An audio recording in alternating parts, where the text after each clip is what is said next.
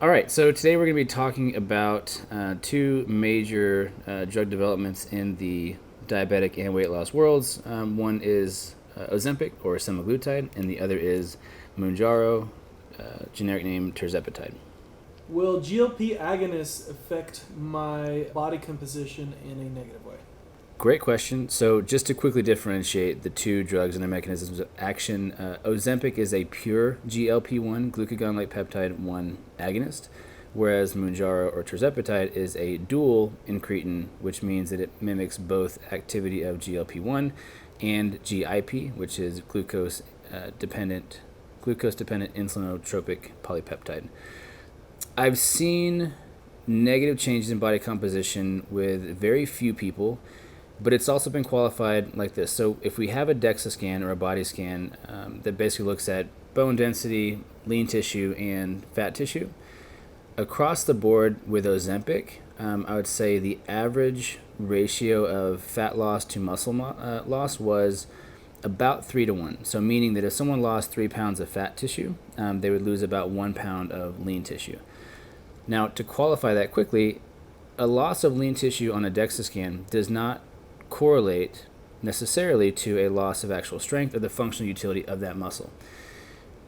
Given when I ask people, has your strength decreased, increased, or stayed neutral given the amount of mass that they've lost? The consensus is no. So despite losing quote unquote lean mass, their strength or their functional output of that lean tissue has not decreased.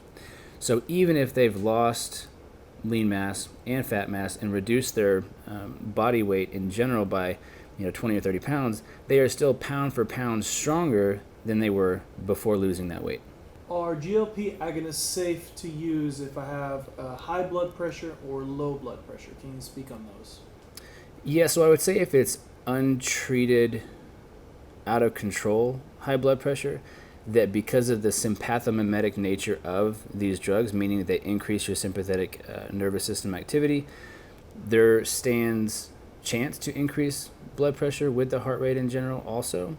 So, if someone's running a blood pressure of 160 or 170 systolic, I would probably want to treat that first, even though once they lose weight, that treatment will come off the table anyway. So for safety's perspective, getting the blood pressure relatively lower, not completely at 120, but at least reduced to it's a safe parameter before starting the drug would be more appropriate than doing both together at the same time. On the low side of that, though, from a hypotensive perspective, I would argue no. However, it also depends on other parameters of their blood work. So if someone is hypotensive all the time, that's just how they run. They're not lightheaded when they stand up. That's just might be where they live. If they are vegetarian or vegan or a low sodium diet follower, then sometimes those lifestyles in of themselves and those dietary restrictions can cause physiologic high or low blood pressure that also needs to be addressed, especially because of the dietary changes that will have to be made when you're taking one of these medications. Will GLP agonists affect my workouts? So with Ozempic or semaglutide, I definitely clinically saw a pretty significant level of fatigue in most people that started it, whether it's just getting used to different flux and using glucose or kind of burning through their triglycerides for fuel. There definitely seemed to be, especially for steady state activity like zone 2, zone 3, a decrease in performance. Now, I don't really know to a complete extent why that was the case, because with tirzepatide, it's been very few and far between that I've had fatigue as a side effect. It's actually been the opposite, where people actually feel more energetic with tirzepatide than they did off of the medication or not having started it. So, it's definitely a potential for people, and I always walk through that potential with clients that want to try one of these medications. But it's also just one of those things that, it shouldn't limit your... it's not a contraindication, right? So if someone is a competitive cyclist, would they be on the list to try it? No, because the risk kind of outweighs the benefit. If someone's a high performer in either marathons or just running long distances, whatever that might look like, then again, no, probably going to do more harm than good from a performance perspective. than someone who does heavy resistance training or powerlifting or anything in that regard. Do GLP agonists make you cranky? Does it affect your mood? Again, from the perspective of either being not used to blood sugar being in a good place, can kind of make people somewhat hangry, even though hunger will not accompany it. So in those circumstances, I tell people, look, if you feel like you're just kind of being moody, have a quick carbohydrate kind of snack, either some honey and some tea, or a little shot of maple syrup, or even just eating a piece of toast. Dietary dogma set aside, again, when people are not hungry, eating something is going to be better than not eating anything. So in the broad context of how I coach clients through taking these medications, there's a lot more nuance in it. But as far as the original question, yes, it can make you cranky. Do GLP agonists affect your cardiovascular health? Broad question. Yes, in mostly good ways. I haven't seen it be a negative outcome, except for there is generally across the board an increase in resting heart rate, correlated to the increased resting metabolic rate. So part of why people lose weight is because their bodies are just burning at a higher metabolism all day long and all night long. So for people that track with an Oura or a Whoop or other metric, by and large, all of them are kind of freaked out initially by their HRV tanking, especially while they're asleep, because the heart rate variability is just very, very low. Beat to beat, you're about the same all night long, meaning that that's just a poor metric to actually assess for your recovery. When it comes to how people actually feel, they'll wake up, they'll look at their scores and be like, well, I guess I should just go back to bed because my recovery and total score looks like shit. But they feel fine. So in the context of actually coaching people through that, there's a whole different process, and that's why we spend so much time actually working through this. It's not a flippant, hey, take this and we'll see you in 3 months. It's very, very based on tight communication and closing those loops very quickly. So for someone who's just kind of walking off the street and wants to do something like this, there are a lot of mitigation strategies and prophylactic measures to make sure that the downsides are not actually seen. So with my patient population, I might be a little bit biased because I just don't see as many of these things because, again, having seen them previously when I started with Saxenda and Victoza and the other GLP-1 agonists, I kind of developed a program that led to far fewer side effects being experienced, having tackled them ahead of time. What benefits do we see while on GLP agonists?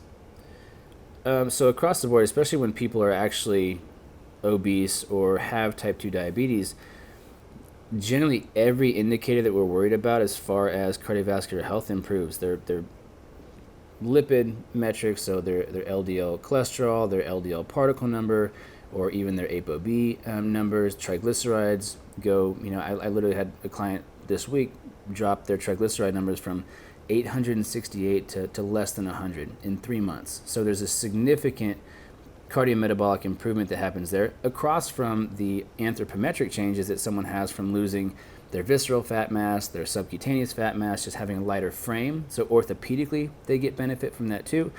Having a more beneficial body mass for their frame. Their blood pressure will actually reduce over time, eliminating the need for antihypertensive medications. And then also just from a reduction in glycemic control, right? So having lower blood sugar across the board, having lower insulin across the board, having lower inflammatory metrics from carrying the weight and carrying the fat. There's so many buckets that these medications fill in terms of longevity and in terms of just general health. Are there risk of cancer while taking GLP agonists? So there's only one that was shown in rats in early phases of study where they developed a type of thyroid cancer that led to having a black box warning on the drug itself with both Mounjaro and Ozempic for risks of, I think it was medullary thyroid cancer.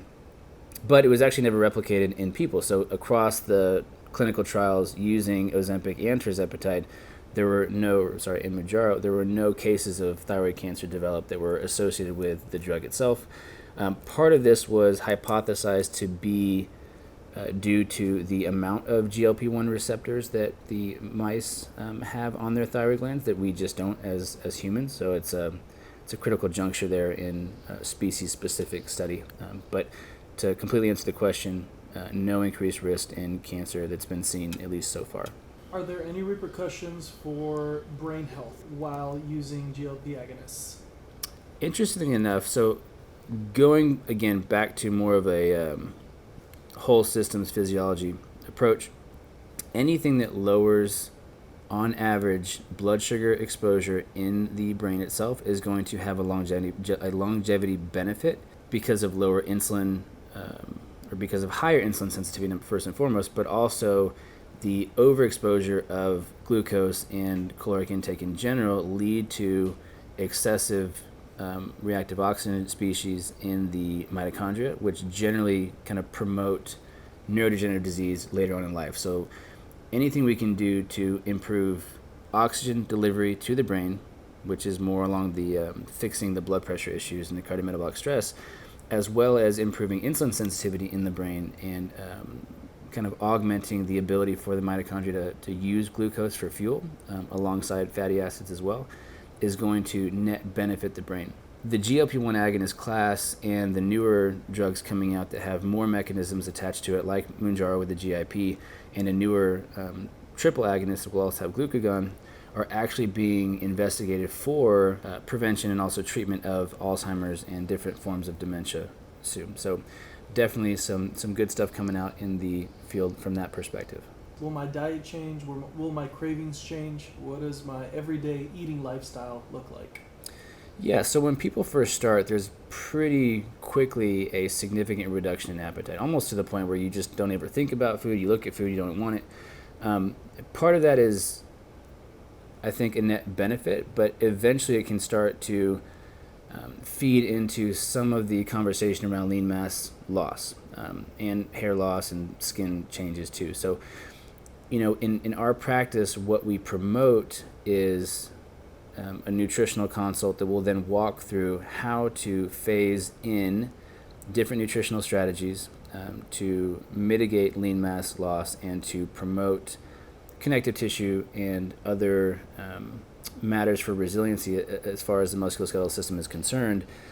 But also in terms of cravings, there's a huge component here that most people don't really realize until they take a medication like this. Most of us are addicted to food, just across the board. We have a pleasurable response to eating palatable foods, and we start to kind of go towards food for comfort in circumstances where we don't have any other coping strategies. So, across the board, though, it's all craving. So anything that's kind of hedonically coupled to consumption is going to take a hit on its actual craving. So people come back and report that they don't want to drink as much alcohol. They'll have a drink because it's enjoyable, but they don't have to snowball into number 2, number 3, number 4, number 5, and so on. Same with food. Someone's going to have a bite of ice cream because they really enjoy it, but then after that one bite, they'll be satisfied, or they'll actually kind of be like, that didn't give me what I thought it would, so I'm going to put it away and then go do something different. Now, replacing those coping strategies with something else that's going to be rewarding in a different sense is also critical. So taking people's comfort foods away because they don't want them anymore leads them with a significant kind of gap. So then coaching them through what it's going to look like to actually go out into the world and find things that give them pleasure and give them that sense of internal motivation is a piece of the puzzle also. What happens when you stop using GLP agonists after a few months? So after discontinuation of the drug, at least in the Ozempic trials, they did show that most people after a year had regained all their weight. This is a significant battle that we play on the medical side of things because, in the media, they're portraying this as a reason to not take it and to kind of forego all the benefit because, there's this net regain of the weight afterwards. Now, pretty much any dietary intervention, any nutritional intervention, any exercise program that is discontinued will lead to kind of a recurrence back to baseline of the individual across the board anyway. So That being said, though, under the circumstances of taking these drugs, we can actually implement different tools and lifestyle strategies to set the people up for success so that when they do stop or lower their dose or titrate down or kind of spread out the frequency of administration, they're actually set up for success. They have their nutritional program set in stone. They have their exercise program set in stone. They have their support system. They've acknowledged how to sleep better, because overall, if people start moving down a trajectory that they're happy with, they are way more motivated to actually do the things that will maintain that after they discontinue the actual therapy. Now, in my practice, most people don't ever stop because they really appreciate what it's done for them, but they do reduce either the dose or they spread out the frequency metric so that they're taking it every 10 days, every 14 days. Maybe they'll just take it in November when Thanksgiving is coming around, or for Christmas because they can't avoid the cornucopia that's going to be spread on their table. So the point being, the health benefits that you get by the massive changes in cardiometabolic parameters and anthropometric parameters far outweigh the potential risk for returning to that baseline state if it's done wisely. Will my mental health be affected if I am on GLP agonists? My depression, anxiety? So again, going back to the craving conversation, right? So if you take people's coping strategies away that give them comfort and make them feel good and happy and motivated, once they stop doing those things, their dopaminergic threshold kind of drops. So their baseline levels of tonic dopamine that gives them sort of that how close I am to feeling a proximal reward is much greater. So some people have definitely reported an onset of anhedonia, which is basically a lack of pleasure and motivation in doing things that they know they would otherwise want to do. They just can't kind of get the gusto to do it. So again, in those circumstances, there is a need to have that awareness that says, look, if this is something you're kind of prone to, if you have these behaviors set because they give you comfort, we have to have a set of systems or a plan in place to replace them in order to avoid that whole issue with the dopaminergic withdrawal from those things. In a recent study published in the Journal of Clinical Pharmacology and Therapeutics, it was stated that the GLP-1 may cause continuous increases in intestinal length and other issues. Can you speak on that? Well, I don't see how it would increase intestinal length. That would actually be pretty incredible. But in the study that they did publish, their main point was that there was a risk of increased intestinal obstruction. And the risk was, I might be misquoting, but 1.9% out of, I think the number needed to harm was over 1,200 people. So basically, out of 1,200 people that take the drug, one will develop intestinal obstruction.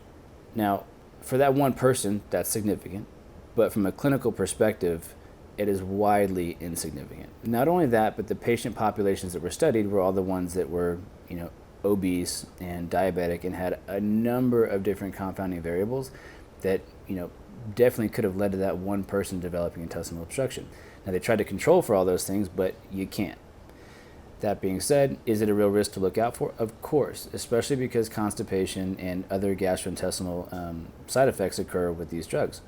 I haven't had anyone with intestinal obstruction. I've had a couple people have to go get colonics to get their stool disimpacted so they could actually move their bowels.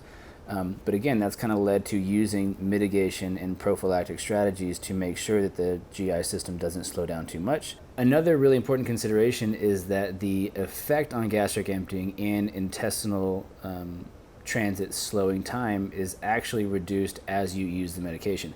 Now with Ozempic, the receptor involution that happens with the potency of semaglutide on the GLP-1 receptor generally leads to somewhat of a resistance to the drug. So that's kind of why people have to keep escalating from 1 to 2 to 2.4 in the case of Wegovy. But that was kind of solved with the introduction of Mounjaro and tirzepatide, because with less potency at the GLP-1 receptor, there was less of this what's called beta-arrestin activity. So whenever you get supersaturation of receptor complex, it starts to kind of involute and say, hey, we have way too much of this. We need to actually slow the receptor signaling mechanism. So with Ozempic, that's kind of why it actually starts to stop working after that 1-2 year mark, at least in my patient population. And as we kind of switched to tirzepatide, the weight loss kind of continued. They didn't have as many side effects as far as nausea or constipation or any of the motility issues. So I would say I'm much more hopeful that that's not the case with tirzepatide, which is why I've kind of preferred to use it over semaglutide in general. But again, it's something we got to look out for. You got to give the devil his due and appreciate that side effects are going to happen. If intestinal obstruction is a low but meaningful risk, then we have to accommodate for it. While on GLP agonists, are there any kind of supplements I need to keep in mind?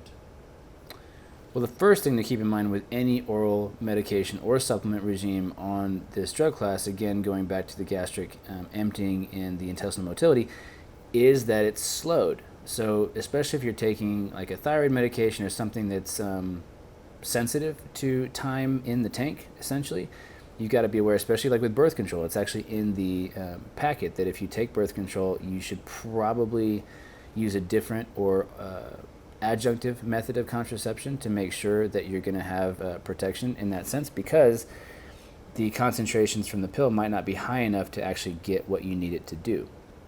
In terms of supplements and other things that you take with food, as that stuff sits in your stomach for a longer period of time, you're going to get a delayed absorption of the drug, and so they might have varying time constants. So it's definitely something to consider talking with either your healthcare practitioner or whoever's prescribing you these substances to basically make sure that they know everything you are taking. They know everything that to modify in the case of time constants when it comes to taking different drugs that have absorption needs. Does taking GLP-1 agonists affect sex drive? So going back to, again, it's less of a specific entity that it's going to affect within sexual function or parameters. Like it's not going to give you ED, and it's not going to make you have greater erections or greater climax capacity or even less, right? So it's not about sexual function in that sense, but moving back to how people get when it comes back to how people achieve sensation of reward and pleasure, that will be modified. So, if you're in a monogamous relationship and you've been in it for a while, is it going to make you have less desire for your partner? No. But if someone is actively, either a sex addict or someone who is more promiscuous, it might make the pursuit of that gain less. So is that a bad thing, good thing? It really depends on the individual. But when it comes down to it, remembering the main mechanism of hedonic and consumptive reward, those will be less active and less rewarding.